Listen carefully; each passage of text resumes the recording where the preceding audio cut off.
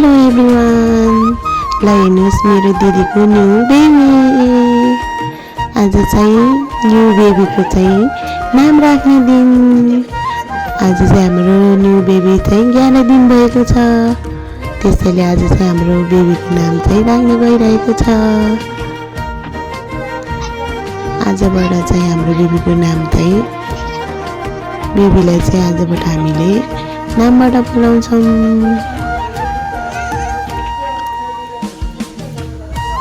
नाम राख्न लागि चाहिँ पण्डित बाजेले चाहिँ कानमा बोकिराख्नु भएको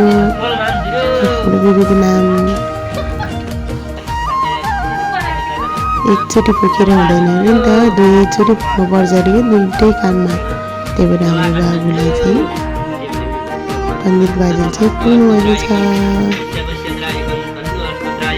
रहेको छ मेरो दिदी न्यू बेबीको मामु न्यू बेबीको चाहिँ ड्याडी चाहिँ अहिले यहाँ हुनुहुन्न त्यसै कारणले न्यू बेबीको चाहिँ अर्को ड्याडी बस्नु भएको छ